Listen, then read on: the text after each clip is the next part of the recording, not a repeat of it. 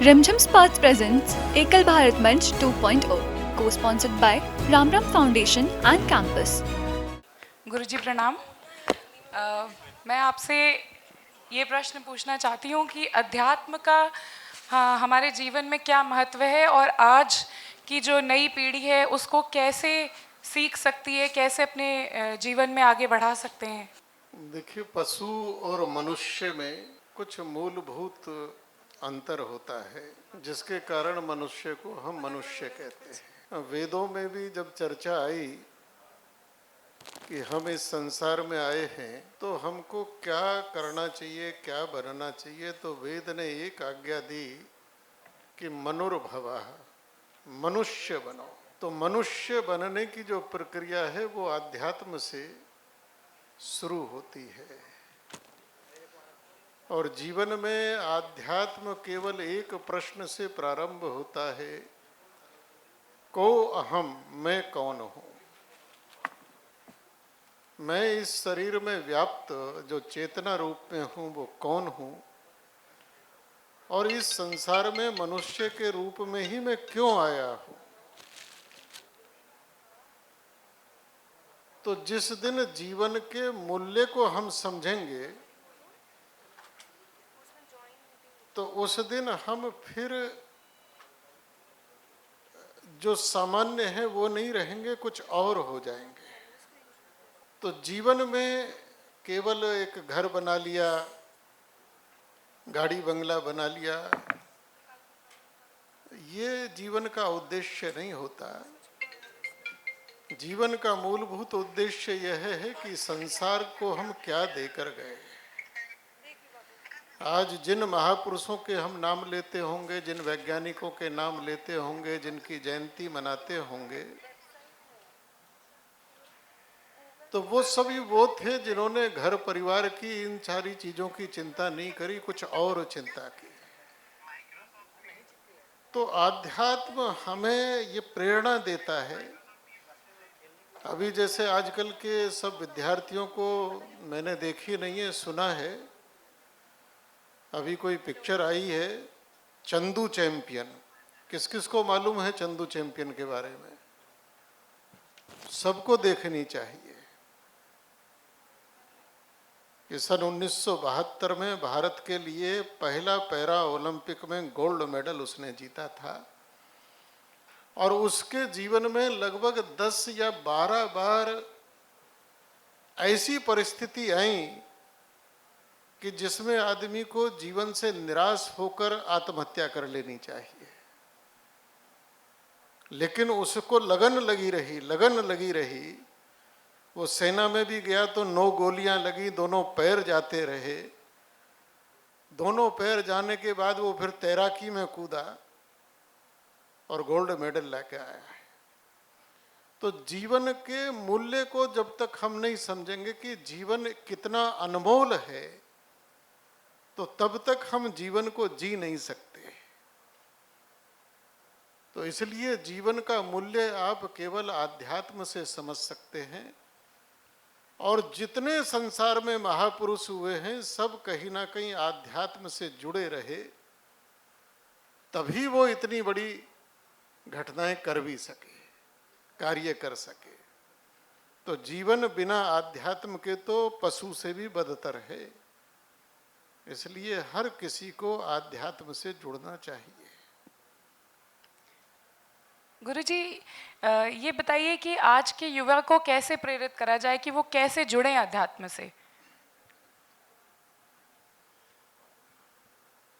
हमारे पास संसार में संसार का सबसे अद्वितीय और ग्रंथ उपलब्ध है जिसे श्रीमद् भगवत गीता कहते हैं।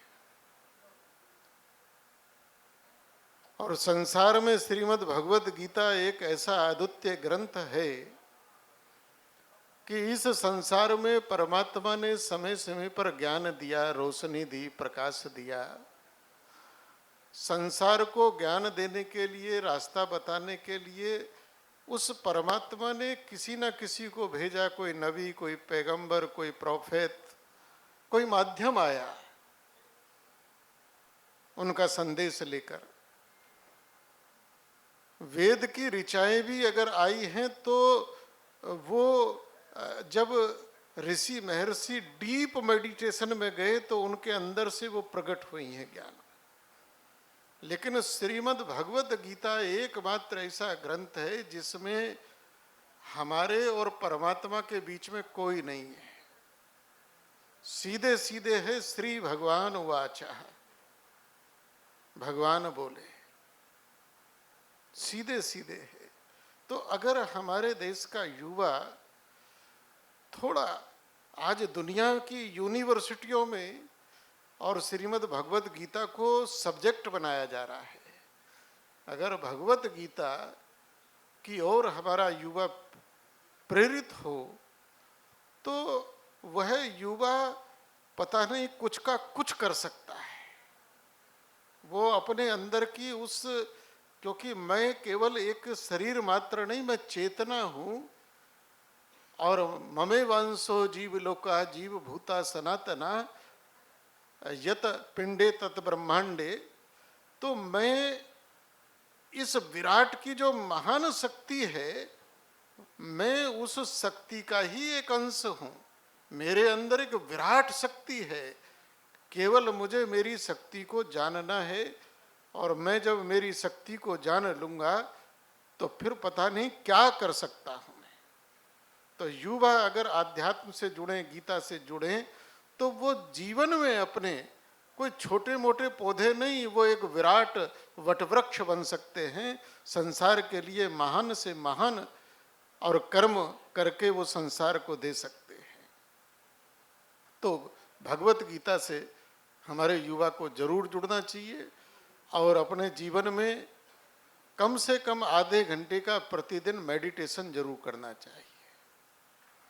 आपके शरीर को, आपके मन को और आपकी आंतरिक शक्ति को वो एक सामर्थ्य देगा। तो गुरुजी, क्या संस्कार और योग, मेडिटेशन, ये क्या शिक्षा से ज़्यादा महत्वपूर्ण होना चाहिए आज के युवा के जीवन में? हमारे वांग्मय में, हमारे दर्शन में शिक्षा इसलिए थी कि व्यक्ति शिक्षित हो, सभ्य हो, सुसंस्कारित हो, ये सब शिक्षा के आयाम थे। दुर्भाग्य से आज शिक्षा में से ये सब निकल गए और शिक्षा प्रोफेशनल हो गई है और शिक्षा केवल रोजगार के लिए हो गई है, जबकि रोजगार से शिक्षा का कोई दूर दूर का रिश्ता नहीं, होना भी नहीं चाहिए और था भी नहीं हमारे यहाँ। आज इस देश के अंदर जो अनपढ़ हैं, मैं बड़ी गहरी बात कह रहा हूँ, आपको एक भी अनपढ़ व्यक्ति बेरोजगार नहीं मिलेगा।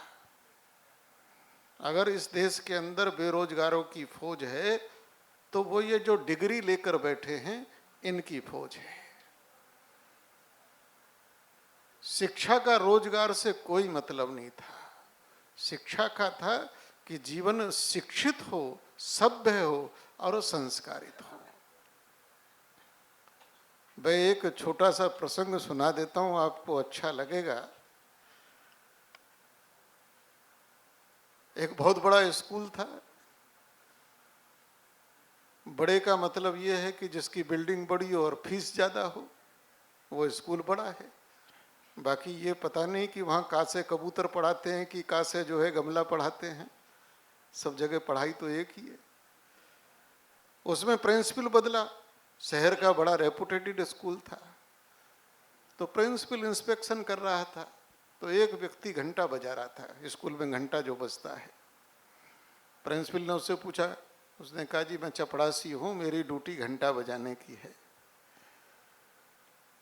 बोले कितने पढ़े लिखे हो? उसने कहा जी पढ़ा लिखा होता तो घंटा क्यों बजाता। तो प्रिंसिपल ने मैनेजमेंट में ये बात रखी कि साहब हमारा इतना शहर में रेपुटेड स्कूल है, बड़े बड़े घर के बच्चे आते हैं, और कहीं अगर लोगों को पता लगा कि अनपढ़ लोग यहाँ नौकरी करते हैं तो स्कूल की रेपुटेशन खराब होगी, इसलिए इसको निकालो। उसको निकाल दिया और घंटा बजाने के लिए तमाम पढ़े लिखे लोग एप्लीकेशन लेकर आ गए। वो जब निकल गया तो निकलने के बाद उसने सोचा मैं क्या करूं, बेरोजगार हो गया। तो उसके 2-3 मित्रों ने सलाह दी कि तुम ऐसा करो, एक चाय का, समोसे का, पैटीज का ऐसा कुछ एक सामने स्कूल के गेट के बाहर खोखा लगा लो। उसने लगा लिया। बोले यहाँ बड़े बड़े घर के लोग आते हैं, बच्चे आते हैं, इसलिए थोड़ी क्वालिटी ठीक रखना भाई, तेल ताल सब अच्छा रखना। अब धीरे धीरे उसकी बिक्री अच्छी होने लगी तो उसने एक अच्छा रेस्टोरेंट बना लिया। धीरे धीरे शहर में 4-5 आउटलेट हो गए उसके। वो समोसे वाले और पैटीज वाले के नाम से प्रसिद्ध हो गया शहर में। उसके अब जो है आउटलेट भी हो गए, फ्रेंचाइज भी देने लगा, बड़ा सेठ हो गया, BMW में चलने लगा, मर्सिडीज में चलने लगा, गाड़ी बंगले, और खूब दान करे, खूब कमाई हो रही, जहाँ भी देखो दान करे। तो उस स्कूल को 50 साल पूरे हुए। उन्होंने गोल्डन जुबली मनाई। बोले चीफ गेस्ट किसको बनाए? तो बोले ये समोसे वाले सेठ जी हैं, इनको बनाया जाए। तो उन्हें उसको चीफ गेस्ट बनाया। वहाँ जो अनाउंसर था उसने धीरे से आके पूछा कि साहब हमको आपके व्यापार के बारे में तो पता है कि इतने आपके आउटलेट, इतने फ्रेंचाइज हैं और कम से कम 2000 आदमी को आप रोजगार दे रहे हो। मैं आपका इंट्रोडक्शन कराऊंगा, तो आप ये बताइए आप पढ़े लिखे कितने हो, आपका एजुकेशन कितनी है? उसने कहा सुनो, पढ़ा लिखा होता तो घंटा बजा रहा होता। मैं आजकल के नौजवानों को ये कहता हूं कि नौकर बनने की धुन छोड़ दो। नौकर क्यों बन रहे हो? मालिक बनो। आप कारोबार खड़े करो। आप कम से कम अपने यहाँ 50 लोगों को, 100 लोगों को रोजगार दो।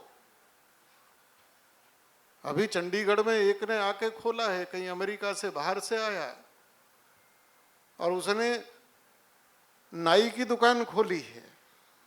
उसको वो ब्यूटी पार्लर और क्या क्या हो जाता है आजकल, फिटनेस सेंटर वगैरह, करता कुछ नहीं, ऑफिस में बैठता है और कम से कम 150-200 लोगों का स्टाफ है उसके पास।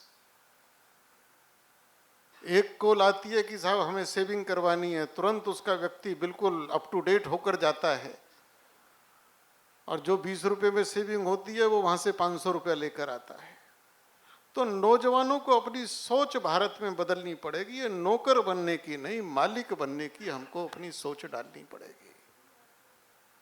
आज ये बहुत बड़ा वैक्यूम, और विशेषकर हमारे हिंदू समाज में इतना वैक्यूम आ रहा है कि जितने भी स्किल्ड वर्क हैं वो सब हमसे चले गए,